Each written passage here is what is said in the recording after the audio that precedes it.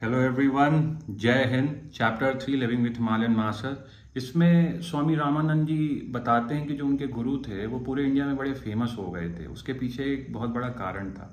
वो बताते हैं कि बंगाल में एक भवाल स्टेट थी। वहाँ के जो राजा थे उनको भवाल सन्यासी भी कहा जाता है। हुआ ये था कि जब वो राजा थे तो वो दार्जिलिंग जाते थे और उनकी वाइफ भी उनके साथ जाती थी और उनके ही डॉक्टर के साथ उनकी वाइफ का अफेयर चल रहा था।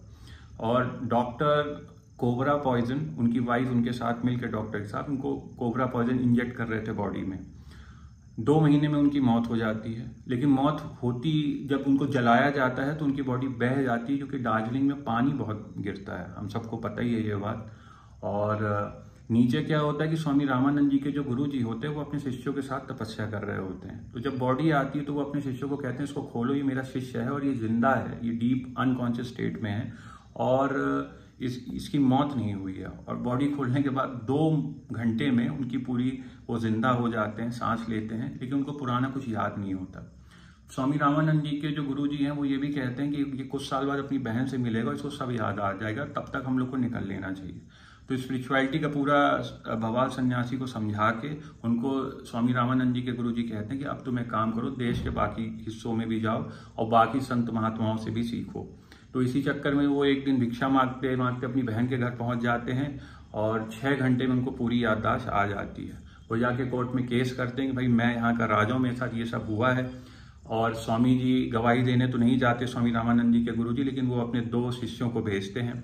और अंत में होता ये है कि ये भी प्रूव हो जाता है कि डॉक्टर ने जो कोबरा पॉइजन है वो मुंबई से ही लिया था और उनको फिर से राजा बना दिया जाता है भवाल सन्यासी को, लेकिन 1 साल बाद उनकी फिर मृत्यु हो जाती है। तो ये पूरे लेसन में स्वामी जी ये बताना चाहते हैं कि जो उनके गुरु जी थे उनके पीछे पूरी हिंदुस्तान पड़ा था कि ये कौन है इतना बड़ा संत महात्मा, लेकिन उन्होंने बताया कि मेरे गुरु हमेशा अपना नेम हो, अपने नाम करने से बचते थे।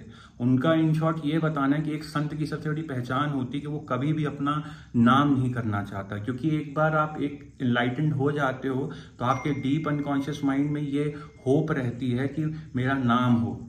तो एक सिद्ध पुरुष ह्यूमैनिटी को सर्व करना चाहता है और ह्यूमैनिटी से मतलब उनका ये था कि जब आप लोगों की मदद करते हो बिना अपनी किसी इच्छा या डिजायर के कि आपका नाम हो, तो वो भी एक तरह से ईश्वर के प्रति आप अपना प्यार ही एक्सप्रेस करते हो। इन शॉर्ट दोस्तों, बस वो ये कहना चाहते हैं कि एक संत की सबसे बड़ी पहचान होती है कि वो कभी कोई दिखावा या अपना नाम नहीं करता। Thank you very much. Chapter 4 के साथ जल्द ही हाजिर होऊंगा, थोड़ा समय की कमी है इसलिए माफ कीजिएगा।